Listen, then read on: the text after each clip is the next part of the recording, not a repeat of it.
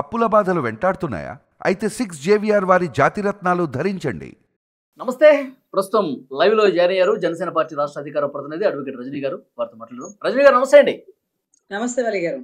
రజనీ గారు, వైఎస్ఆర్ కాంగ్రెస్ పార్టీ నాయకులు కోవూరు మాజీ ఎమ్మెల్యే నల్లపురెడ్డి ప్రసన్న కుమార్ రెడ్డి అసభ్య పదజాలం వాడారు. ప్రశాంత్ రెడ్డి, కోవూరు ప్రస్తుత ఎమ్మెల్యే వేమిరెడ్డి గారి భార్య అయినటువంటి ప్రశాంత్ రెడ్డి గారి మీద ఇష్టం వచ్చినట్టుగా మాట్లాడారు. అసలు వేమిరెడ్డి, నువ్వు ఎందుకయ్యా ఈమెను పెళ్లి చేసుకుంది? నీకు కావాలంటే ఒక కన్నెపిల్లనిచ్చి నేను పెళ్లి చేసేవాడిని కదా, పోయి ఈ బోరుబావిలో ఎందుకు పడ్డావయ్యా అని చెప్పి ఇంత దారుణమైనటువంటి పదజాలాన్ని మాట్లాడి మహిళను కూడా చూడకుండా, మహిళా ఎమ్మెల్యేను కూడా లేకుండా తీవ్రంగా దూషించినటువంటి పరిస్థితి. నిన్న మీరు అందరూ చూసుంటారు మేడం. రోడ్ల మీదకి వచ్చి మహిళలందరూ నిరసన తెలియజేశారు. ప్రసన్న కుమార్ రెడ్డిని అరెస్ట్ చేయాలంటూ పెద్ద ఎత్తున డిమాండ్ కూడా చేశారు. కడుపు మండినటువంటి తెలుగుదేశం కార్యకర్తలు వేమిరెడ్డి అనుచరులు వాళ్ళ ఇంటికి వెళ్ళి, ప్రసన్న కుమార్ రెడ్డి ఇంటికి వెళ్ళి అక్కడ ఫర్నిచర్ ఇల్లు మొత్తం కూడా ధ్వంసం చేసిన విజువల్స్ మీరు కూడా చూసుంటారు. ఆ వ్యాఖ్యల్ని, ఎందుకంటే వైఎస్ఆర్ కాంగ్రెస్ పార్టీ నాయకులు మహిళల కేంద్రంగా ఇష్టారీతిని మాట్లాడుతూ రాజకీయం చేస్తున్నారు మేడం, ఎలా చూస్తారు? వలి గారు, ముఖ్యంగా నేను జగన్ గారు ఏం మాట్లాడినా దాన్ని చాలా లోతుకి ఆలోచిస్తానండి. ఎందుకంటే జగన్ గారి తాలూకా ఎవరు మాట్లాడినా స్క్రిప్ట్ లేనిదే, తాడేపల్లి నుంచి స్క్రిప్ట్ లేనిదే అంత ధైర్యం చేయరు ఎవరు.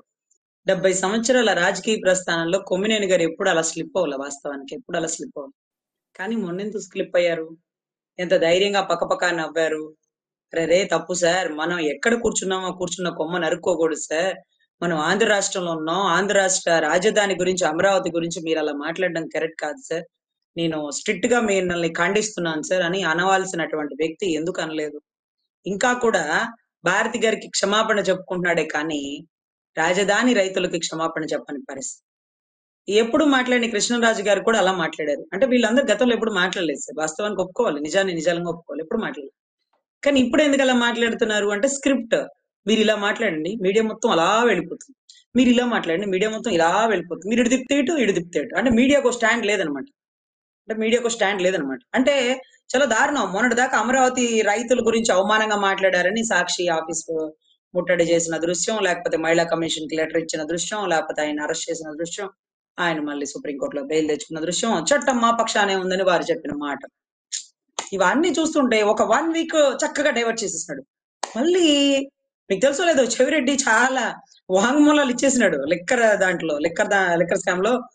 ధనంజయ రెడ్డి గారు, కృష్ణమోహన్ రెడ్డి చాలా స్ట్రాంగ్ గా ఉన్నా సరే చెవిరెడ్డి గారు బాగా ఇరుక్కున్నారు, బాగా ఇరికిచ్చేసారు. అవన్నీ ఎక్కడ బయటకు వస్తాయా అని మళ్ళీ ఏం తెస్తారా తెర మీదకి? ఇవాళ లిక్కర్ గురించి మాట్లాడుకోవాలి సార్. ఇవాళ చెవిరెడ్డి గారిది రెండో రోజు ఇంట్రాగేషన్ జరిగింది, పోలీస్ కస్టడీ తీసుకున్నారని నేను మాట్లాడదాం అంటే, లేదు మేడం గారు ఇంపార్టెంట్ టాపిక్ ఒకటి ఉందండి. ఏం టాపిక్ సార్ అంటే, మేడం గారు వేమిరెడ్డి గారి భార్య ప్రశాంత్ రెడ్డి గారిని ఏం మాట్లాడారు తెలుసా అండి? ఏం మాట్లాడారు సార్? వీడియో కూడా బాబు, వీడియో ఎప్పుడు మాట్లాడలేదు పాపం. కొవ్వూరు ఎమ్మెల్యే గారు, కోవూరు ఎమ్మెల్యే గారు, ఆయన గారు కూడా ఎందుకు అలా స్లిప్ అయ్యారు అర్థం కావట్లేదు. ఇప్పుడంతా ల్యాండ్ ఆర్డర్ ఇష్యూ అవ్వాలన్నమాట. సో ఆ ఇంటి మీద దాన్ని ఖండిస్తున్నారని మళ్ళీ ఎక్కడో నిద్రపోతున్న బెట్టింగ్ లో ఉన్నటువంటి అనిల్ గారు ఆయన బయటకు వచ్చారు, తెర మీదకి వచ్చి మొహాన్ని నీళ్ళు వేసుకొని మళ్ళీ ప్రెస్ మీట్ పెట్టారు. ఊరు మీరు చంపేస్తారా అంటారు. బాబు చంపేసే వాళ్ళం మాకు ఎందుకంటే బాబు, గొడవలు పెట్టి నరికేసి ఏట్లు ఇంతవరకు తగల, మా మీరే నరకతా ఉంటామంటారు కదా. ఏదైనా చేసినా మీరు చేయాలి, మాకు అంత టాలెంట్ లేదులేండి. సో ఇటువంటి విషయాల్లో తెర మీదకి ఎందుకు వస్తుంది ఇలాంటి స్క్రిప్ట్లు అంటే డైవర్షన్ పాలిటిక్స్. సో 100 కోట్లకే ఢిల్లీ అల్లకల్లోలం అయిపోతే ఇక్కడ సరే పోనీ లేదు సార్, అది వదిలేద్దాం, వీటికి అలవాటైన విద్య, దీని గురించే మనం మాట్లాడుకోవాలన్నారు కాబట్టి మీకు చెప్తున్నాను.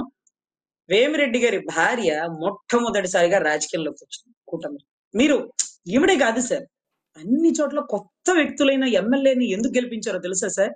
వారెవరో కూడా మాకు తెలియదు సార్, వారి గతంలో ఏం సేవ చేశారో కూడా మాకు తెలియదు సార్. కానీ కూటమి మీద ఉండే నమ్మకంతో, కూటమి నించోబెట్టినటువంటి అభ్యర్థుల మీద ఉండేటటువంటి నమ్మకంతో ఒంటెద్దు పోకడగా ఏ మాత్రం ఆలోచించకుండా బుద్ధి పడేసిన ఓట్లు సార్ కొవ్వూరు ఏరియా అలాంటి ఓట్లు సార్. ఆయన్ని ఓడించినారన్న, ఆయన ఓడించినారు తీసే, గెలిపించిన ఆవిడ ప్రశాంతి రెడ్డి కాదు, భాస్కర్ రెడ్డి గారు ఎవరైతే ఉన్నారో వారి భార్యనో వారి తల్లినో కూటమి అభ్యర్థిగా పంపించమనండి, వారినైనా గెలిపిస్తారు కొవ్వూరు ప్రజలు. ఎందుకంటే ప్రజల వ్యతిరేకత అనేది ఆ దృష్టిలో ఉంది వైసీపీ ప్రభుత్వం మీద. అక్కడ పాపం ప్రశాంత్ రెడ్డి గారే కాదు, ఆయన ఎవరు సార్ తిట్టిన ఆయన? భాస్కర్ రెడ్డినా ప్రసన్న కుమార్ రెడ్డి. ప్రసన్న కుమార్ రెడ్డి ఆయన పేరు కూడా మర్చిపోతున్నాం సార్. ఎందుకంటే అలా జనాల్లో మర్చిపోతున్నామనే ఆయన ఏదో ఒక రకంగా బయటకు వస్తున్నారు. నేనున్నాను, ఇంకా గుర్తించండి నన్ను, అందరు అటువైపే తిరుగుతున్నారని పాపం ప్రసన్న కుమార్ రెడ్డి గారు జనాల్లోకి వచ్చి ఆయన పేరు ఇప్పుడు చర్చనీయాంశం అయిపోవాలి. కొవ్వూరు ఎమ్మెల్యే చూసావరా, వాడి గట్స్ చూసావరా, వాడు అన్న మాట మీద స్టిక్ ఆన్ అయి ఉన్నాడు, దేనికైనా సిద్ధమైనాడు. దేనికి సిద్ధమైనావప్ప? నిన్నే కదా వాళ్ళు బయటకు వచ్చింది. పోసాని కృష్ణమురళి గారు పాపం కాలు చేయి కదులుకుంటా వచ్చినారు కదా.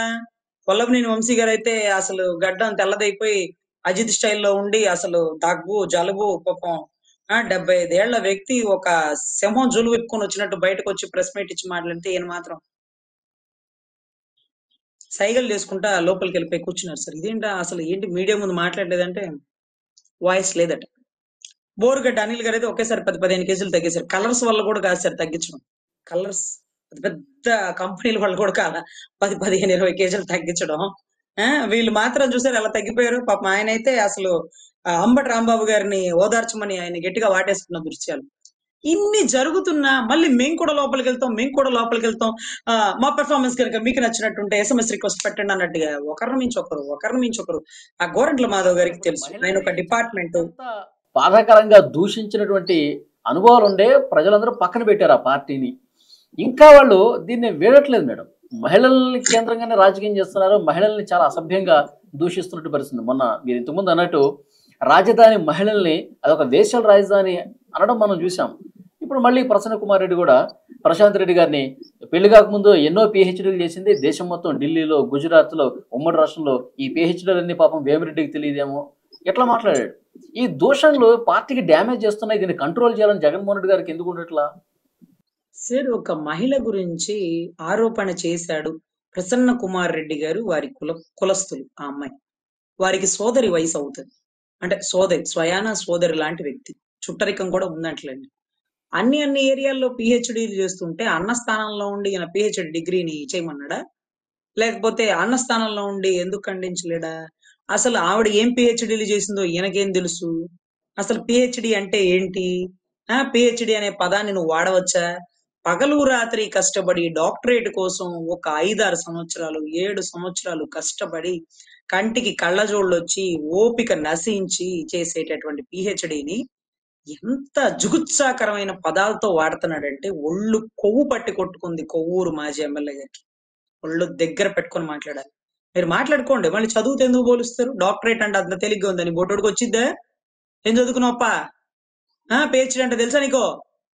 ఒక మహిళ గురించి అరే వాళ్ళ రోజా మాట్లాడింది సార్, రోజా గారు మాట్లాడిన మాటలైతే సుప్రీంకోర్టు చట్టాలే ఉన్నాయండి, ఆడవాళ్ళు ఎక్కడికైనా తిరిగొచ్చు, నువ్వెవరు అడిగడానికి, నా ఇష్టం వచ్చిన చోటికి పోతాను. నిజమే సుప్రీంకోర్టు చట్టం ఇచ్చింది సార్, ఎవరు ఎక్కడికైనా పోవచ్చు, ఎవరు ఏమైనా చేసా ఇచ్చాను. రోజా గారిని అడిగే అధికారం మనకు లేదు సార్. అసలు ఆ సెలవు మనకి ఎరుకోలేదు, ఇంకా చెప్పాలంటే ఊరికి లేదు సార్. సుప్రీంకోర్టు అటువంటి బలమైన చట్టాలు ఇచ్చింది మహిళలకి. ఎక్కడికైనా పోవచ్చు, నేను ఏ హోటల్లో ఉండొచ్చు, నేను ఎవరితో ఉంటే నీకెందుకురా, నువ్వెవరు అడగడానికి, చట్టం ఉందిరా అని మాట్లాడినటువంటి రోజారెడ్డి గారికి నమస్కారం. సో ఇటువంటి పరిస్థితుల్లో వేమిరెడ్డి గారికి మీకు ఆస్తులు ఉన్నాయి, మీ ముఖం మీద దిండే చంపేస్తారేమో, మీరు జాగ్రత్తగా ఉండాలా, ఇంకోటి అని ఈయన స్టేట్మెంట్. సో ఇవన్నీ ఎలా ఉన్నాయంటేనండి, ఈ మాటలతో లాండ్ ఆర్డర్ ఇబ్బందికర పరిస్థితులు నెలకొన్నాయి. ఇంకొకటి గుర్తుపెట్టుకోండి వలి గారు, ఇంత బ్యాక్గ్రౌండ్ ఉన్న ఒక మహిళనే ఇలా మాట్లాడినారే, రాజకీయాల్లో ఉంటే ఇలాగే మాట్లాడతారేమో. అంటే మా బోటి మధ్యతరగతి వాళ్ళకి, ఇప్పుడు రాజకీయ బ్యాక్గ్రౌండ్ లేని వారికి ఎందుకులే అబ్బా ఈ బురద రాజకీయాలు, చక్కగా అద్భుతమైన నోబెలిస్ట్ ప్రొఫెషన్ లాంటిది మనది ఉంది, వద్దులే రాజకీయాలు, మీకు ఒక నమస్కారం అని బురద రాజకీయాల్లోంచి బయటకెళ్ళిపోవాలని అనిపించేస్తుంటుంది సార్.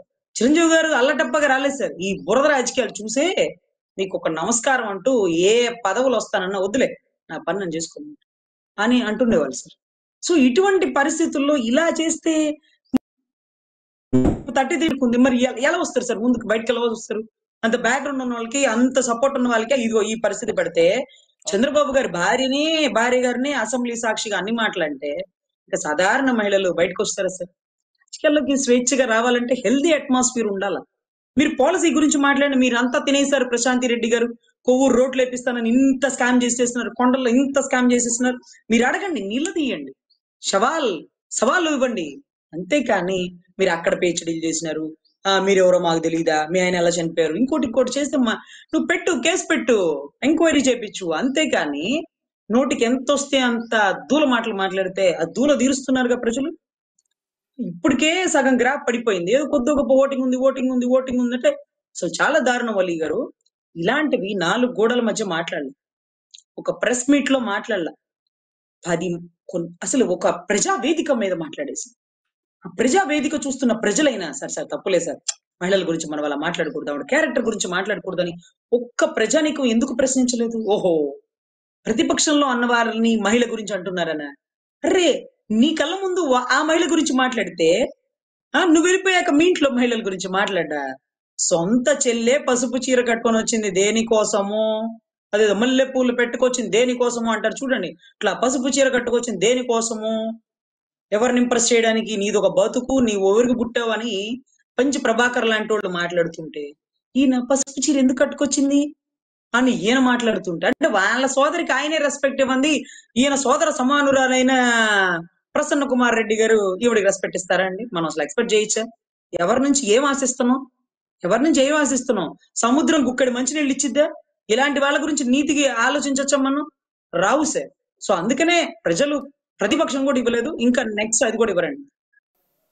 చూద్దాం మేడం, ఇప్పటికైనా వాళ్ళు తమ తీరు మార్చుకుంటారో లేదో చూద్దాం. Thank you very much Rajani గారు. నమస్తే.